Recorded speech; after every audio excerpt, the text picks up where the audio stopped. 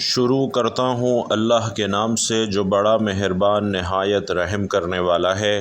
بھائیوں اور بہنوں، صرف جمعے کے دن جو شخص یہ سورت پڑھتا ہے، دولت کے پہاڑ ٹوٹ پڑیں گے، رزق ہی رزق ملے گا۔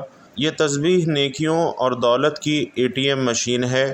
محترم ناظرین، ویسے تو تمام دن، تمام مہینے، سارے سال، تمام اوقات ہی اللہ تعالیٰ کے ہیں، اسی کی مرضی کے تابع ہیں، اور اس کائنات میں کوئی ایسا ذرہ نہیں، کوئی ایسی چیز نہیں جو حکم الہی کے بغیر اپنا کام سر انجام دے رہی ہو یا اللہ تعالیٰ کی حکم عدولی کر رہی ہو۔ اللہ تعالیٰ نے ایک مکمل نظام کے تحت اس کائنات کو وجود بخشا، جس میں ہر ایک چیز بڑے احسن طریقے سے چلی آ رہی ہے۔ ان میں چاند، سورج، زمین کی گردش، دن رات، صبح دوپہر، شام رات، تمام اوقات بہت منظم اور ترتیب سے چلے آتے ہیں۔ اللہ تعالیٰ نے انسان کو اشرف المخلوقات بنایا، کیونکہ اس دنیا میں بہت ہی مخلوقات کو وجود بخشا، لیکن انسان ہی کو سب پر فوقیت دی اور اسے اشرف المخلوقات بنایا۔ ویسے تو ہر مخلوق ہی اللہ تعالیٰ کی حمد و ثنا اور اس کی تسبیح میں ہر وقت مشغول رہتی ہے، لیکن انسانوں کی عبادات اور ان کے اوقات کے مطابق اللہ تعالیٰ نے ان کے لیے بہت سے وظائف اور تسبیحات عطا فرمائی ہیں، اور انہیں ان تسبیحات اور وظائف کو کرنے کے لیے اپنے کلام پاک سے متعارف کروایا ہے، جو کہ انسانیت کی رہنمائی کا بہترین ذریعہ ہیں۔ اسی طرح ہمارا آج کا وظیفہ بھی اللہ تعالیٰ کے کلام پاک سے ایک بہت ہی پیاری صورت کا وظیفہ ہے، جو انتہائی آسان سا ذکر ہے، جسے نہ صرف بڑے بلکہ چھوٹے بچے بھی بڑی آسانی سے کر سکتے ہیں۔ ناظرین، ایسی خیر و برکت والی تسبیح ہے کہ اس کو پڑھنے سے انسان کی ہر پریشانی، مصیبت، دکھ، درد، تکلیف انشاءاللہ دور ہو جائے گی، اور انسان کی ہر حاجت اللہ کے فضل و کرم سے پوری ہو جائے گی۔ اس کا ذکر قرآن پاک میں بھی ہے، اور بے شمار احادیث میں بھی اس تسبیح کا ذکر موجود ہے۔ جمعے کے دن میں کسی بھی وقت اس صورت کو آپ پڑھ سکتے ہیں، یعنی اس کے لیے کوئی خاص وقت مقرر نہیں ہے۔ یہ اللہ تعالیٰ کی لاڈلی صورت ہے، اور اس کو پڑھنے والا بھی اللہ رب العزت کا لاڈلا بن جاتا ہے۔ جمعے کے دن جس خاص صورت کا وظیفہ آپ کو بتا رہا ہوں ناظرین، وہ سورۃ الکہف ہے، اور سورۃ الکہف رزق کے معاملے میں انتہائی مجرب اور مفید ہے، اور اس کے کمالات سبھی جانتے ہیں کہ سورۃ الکہف پڑھنے سے انسان کے رزق میں بے پناہ اضافہ ہوتا ہے، فتنوں سے نجات ملتی ہے۔ حضرت ابو سعید خدری رضی اللہ تعالی عنہ حضور اقدس صلی اللہ علیہ وسلم کا فرمان نقل کرتے ہیں کہ جس شخص نے سورۃ الکہف جمعے کے دن پڑھی، اس کے لیے اس کی جگہ سے مکہ تک ایک نور روشن ہوگا، اور رسول اللہ صلی اللہ علیہ وسلم نے فرمایا، جس نے جمعہ کے دن سورۃ الکہف پڑھی، اس کے لیے 2 جمعوں کے درمیان نور روشن ہو جاتا ہے۔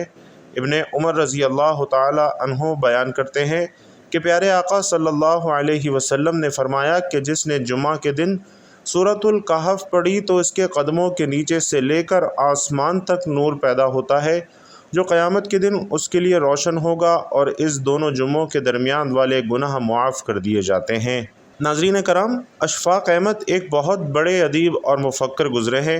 وہ کہتے ہیں کہ کبھی بھی کسی انسان کی طرف سے اپنی ناقدری پر اداس نہ ہوا کرو، کیونکہ قدر و قیمت کا تعین ہمیشہ وقت کرتا ہے، اور درجات اوپر متعین ہوتے ہیں۔ اگر انسانی رویوں میں الجھو گے تو زندگی بھر الجھ کر رہ جاؤ گے۔ بس ہمیشہ عیب اور غیب جاننے والے کے ساتھ اپنے معاملات سلجھائے رکھو، ساری الجھنیں اور مسائل خود بخود دور ہو جائیں گے۔ ناظرین، ہمیں ہمیشہ اللہ رب العزت پر توکل رکھنا چاہیے، اسی پر ایمان رکھنا چاہیے۔ انشاءاللہ اس سے ہی ہمارے سارے مسائل حل ہو جائیں گے۔ امام غزالی رحمۃ اللہ علیہ کے پاس ایک شخص آیا اور کہنے لگا، حضرت مجھے فلاں مسئلہ ہے اور میں بے حد پریشان ہوں۔ امام غزالی نے اسے کہا کہ تم استغفار کیا کرو۔ کچھ دیر بعد ایک اور شخص حاضر ہوا اور اپنا کوئی اور مسئلہ بیان کیا تو آپ نے اسے بھی کہا کہ استغفار کیا کرو۔ پھر ایک تیسرا شخص حاضر ہوا اور اپنی پریشانی اور مصیبت کا حل دریافت کیا تو آپ نے اسے بھی کہا کہ استغفار کیا کرو۔ ناظرین، قریب بیٹھا ایک شخص جو یہ سب دیکھ رہا تھا اور کافی حیران تھا کہ حضرت آپ کے پاس جو بھی اپنا مسئلہ لے کر آتا ہے، آپ اسے ایک ہی عمل بتاتے ہیں کہ استغفار کیا کرو، حالانکہ ان تینوں کے مسئلے الگ الگ نوعیت کے تھے۔ تو امام غزالی نے فرمایا کہ کیا تم نے سورۃ النوح نہیں پڑھی؟ حضرت نوح علیہ السلام اپنی قوم کو کیا فرما رہے ہیں؟ اے لوگو، استغفار کرو، اللہ اولاد دے گا، استغفار کرو، اللہ مال دے گا، اللہ تبارک و تعالی رزق دے گا، اللہ کھیت اور باغات دے گا، بارش برسائے گا۔ لہٰذا ہر مسئلے کا حل تو استغفار ہے، اس لیے میں نے سب کو استغفار کرنے کا مشورہ دیا ہے۔ اللہ والو، استغفار کرنا دراصل اللہ رب العزت کے ساتھ اپنے معاملات کو درست کرنا ہے، اور پھر جب اللہ کا بندے کے ساتھ معاملہ درست ہو جائے تو ہر مسئلہ خود بخود حل ہونے لگتا ہے۔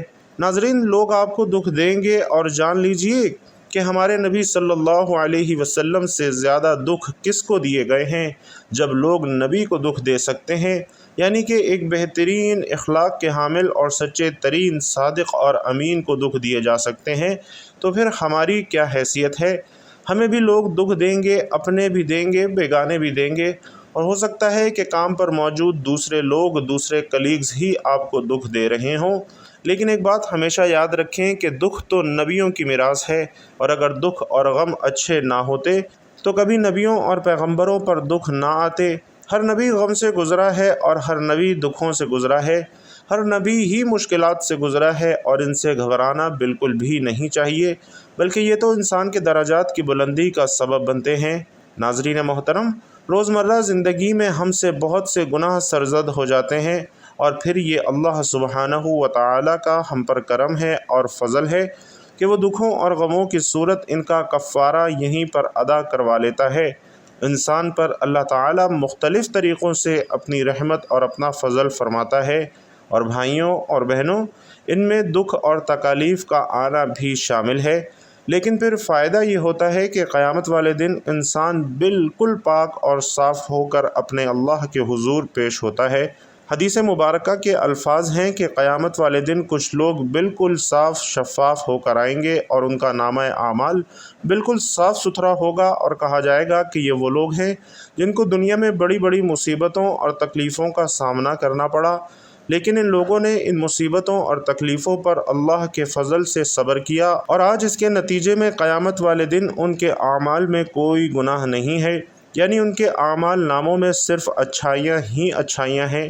لہٰذا بے شک اللہ سبحانہ و تعالی صبر کرنے والوں کو بشارت دیتا ہے اور فرماتا ہے کہ تمہیں فرشتوں کی جانب سے سلام پیش کیا جائے گا، اور خود اللہ سبحانہ و تعالی اپنے ایسے بندوں پر سلام بھیجتا ہے۔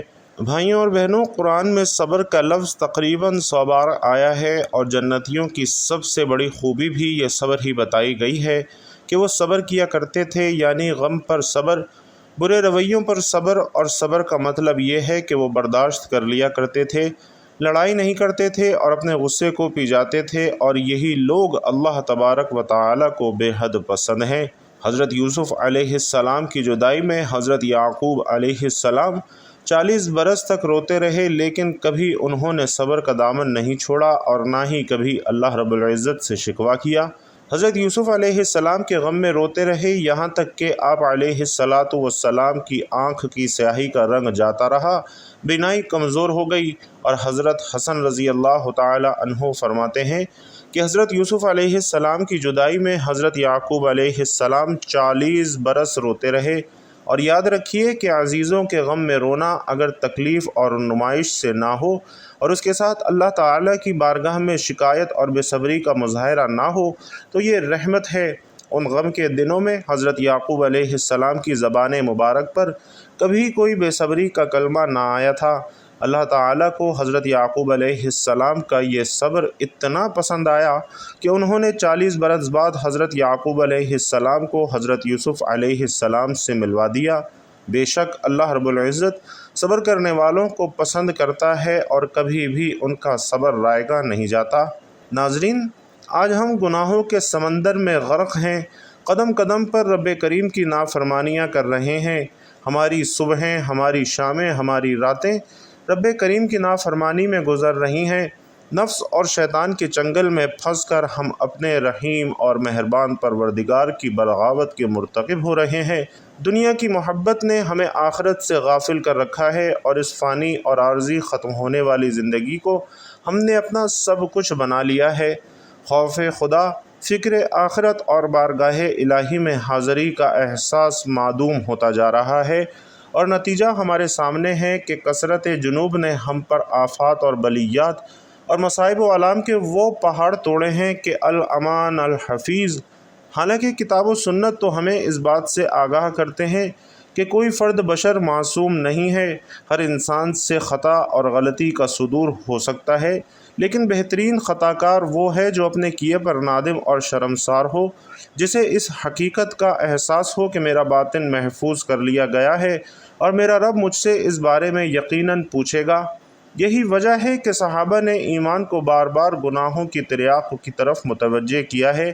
قرآن کریم کی 10 آیات مبارکہ توبہ اور استغفار کی اہمیت بیان کرتی ہیں اور سینکڑوں احادیث مبارکہ میں انابت اور رجوع الہی پر روشنی ڈالی گئی ہے۔ کہیں ایسا نہ ہو کہ بندہ گناہ کا ارتکاب کرنے کے بعد مایوس ہو جائے، بلکہ کتاب مبین میں خطا کاروں کے واسطے صاف صاف اعلان کر دیا گیا ہے کہ اللہ کی رحمت سے نا امید نہ ہونا، پھر سچے دل سے استغفار اور توبہ اور باری تعالیٰ کے سامنے اقرار معصیت، خیر و برکات دونوں جہانوں میں نصیب ہوتی ہیں۔ ایک حدیث مبارکہ میں جناب رسول اللہ صلی اللہ علیہ وسلم نے فرمایا کہ جو کوئی استغفار کو لازم پکڑ لے، اللہ تعالیٰ اس کے لیے ہر تنگی میں آسانی، ہر غم سے دوری کا سامان پیدا فرمائیں گے اور اسے ایسی جگہ سے رزق نصیب ہوگا کہ جہاں سے اس کا گمان بھی نہ ہوگا۔ جبکہ دوسری حدیث میں ارشاد فرمایا گیا ہے کہ قیامت کے روز جو شخص اپنے نامہ اعمال میں استغفار کی کثرت پائے، اس کے لیے خوشخبری ہے، خوشخبری ہے۔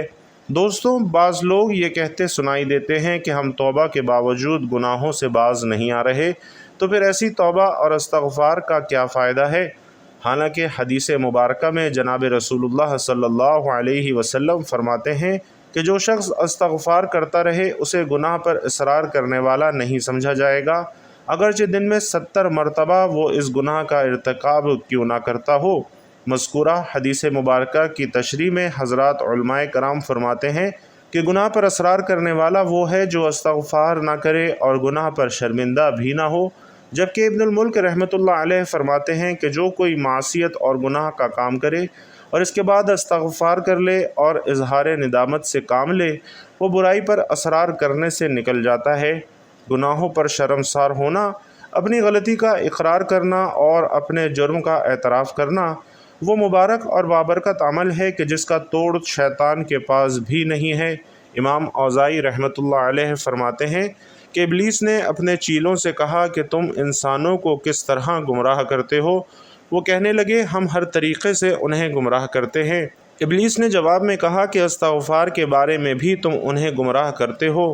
یہ سن کر ابلیسی چیلوں نے کہا کہ استغفار تو وہ عمل ہے جو توحید باری تعالیٰ کے ساتھ جڑا ہوا ہے، یعنی اس پر ہمارا زور کیسے چل سکتا ہے؟ تو ابلیس نے کہا کہ میں انسانوں کے درمیان ایسی چیز پھیلاؤں گا جس پر انہیں استغفار کرنے کی نوبت نہیں آئے گی۔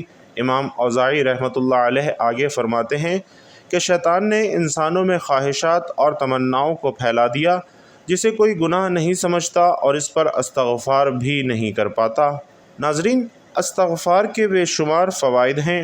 استغفار گناہوں کی بخشش کا ذریعہ ہے اور ارشاد باری تعالیٰ ہے کہ جو شخص کوئی برائی کرے یا اپنی جان پر ظلم کرے پھر اللہ سے استغفار کرے تو وہ اللہ کو بخشنے والا اور مہربانی کرنے والا پائے گا۔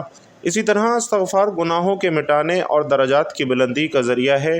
رسول کریم صلی اللہ علیہ وسلم کا فرمان عالی شان ہے، اللہ تعالیٰ جب جنت میں نیک بندے کے درجے کو بلند فرمائے گا تو بندہ عرض کرے گا کہ پروردگار، یہ مرتبہ مجھے کیسے ملا؟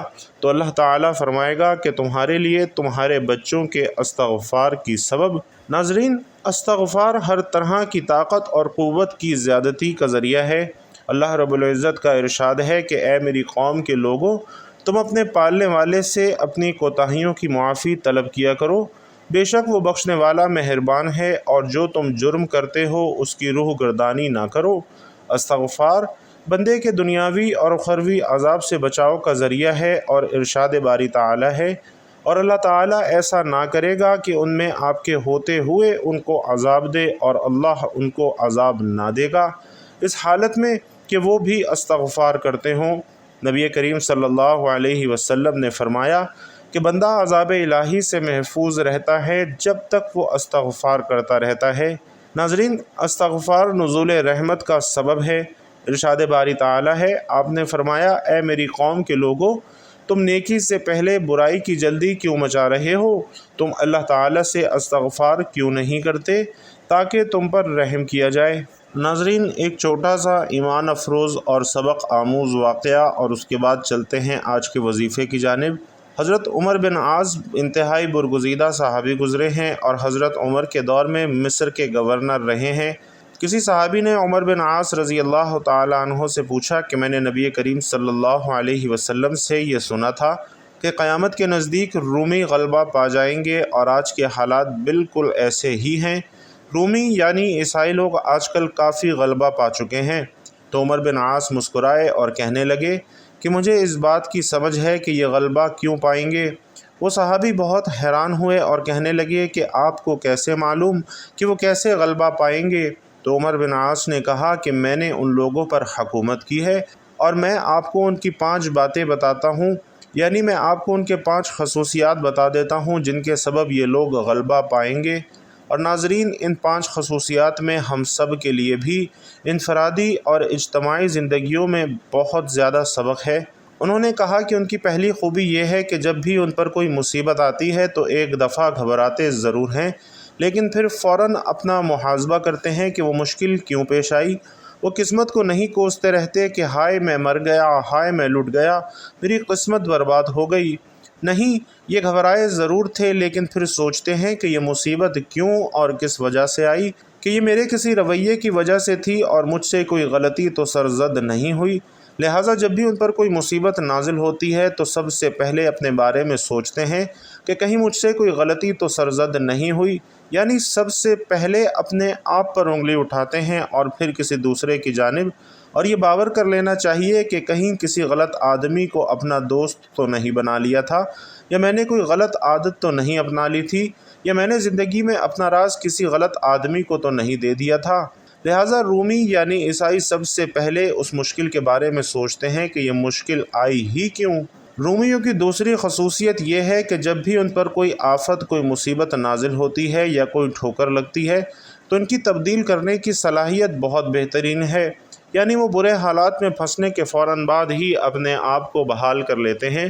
اس کی مثال یوں سمجھ لیجئے کہ ایک بندہ انٹرویو میں فیل ہو جاتا ہے تو بجائے اپنی قسمت پر ماتم کرنے کے یا دوسروں کے ساتھ گلہ شکوہ کرنے کے، وہ اپنی کمی کوتاہی کو دور کرنے کی کوشش کرتا ہے تاکہ اگلی بار وہ اپنے اس انٹرویو میں کامیاب ہو سکے، اور اسی کو بحال کرنا کہتے ہیں۔ عمر بن عاص رضی اللہ تعالی عنہ نے بتایا کہ تیسری خوبی ان کی یہ ہے کہ جب یہ دیکھتے ہیں کہ جنگ میں شکست ہو رہی ہے تو اس وقت اپنی ہار تسلیم کر کے بھاگ جاتے ہیں، لیکن پھر ہاتھ پر ہاتھ دھرے نہیں بیٹھے رہتے اور دوبارہ حملہ کرنے کے لیے پہلے سے بہتر تیاری پکڑتے ہیں۔ یہ بھی ایک عقل مندی اور دانائی ہوتی ہے، جیسا کہ سلطان صلاح الدین ایوبی بھی ایک بار میدان جنگ سے جنگ کیے بغیر واپس پلٹ آئے تھے، اور پھر جب ان سے پوچھا گیا تو انہوں نے بتایا کہ میں نے حالات کا جائزہ لے لیا تھا اور حالات بالکل ہماری فوج کے خلاف تھے، اور پھر عیسائی بادشاہ نے ہمیں یہ وفد بھی دی تھی کہ اگر ابھی پلٹ جاؤ گے تو بچ جاؤ گے، ورنہ سب کے سب مارے جاؤ گے۔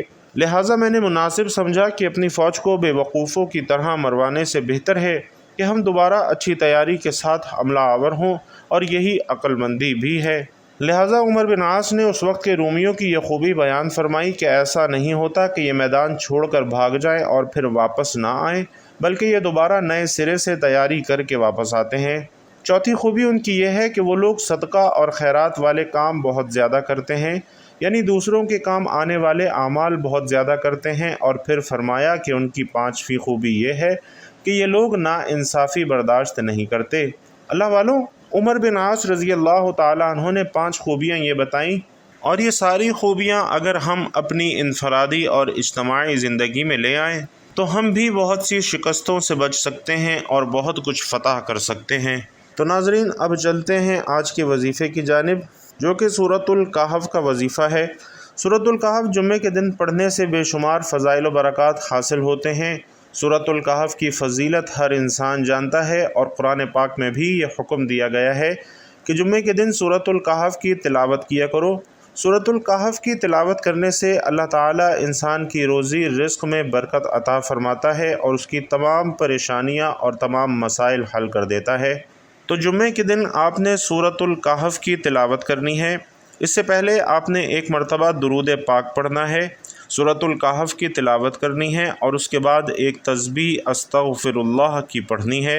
ناظرین، یہ جملہ اللہ تبارک و تعالی کو بے حد پسند ہے کہ جب کوئی بندہ انکساری سے یہ اعتراف کرتا ہے اپنے گناہوں کا اور اللہ تعالیٰ سے بخشش طلب کرتا ہے تو اللہ تعالیٰ بے حد خوش ہوتے ہیں۔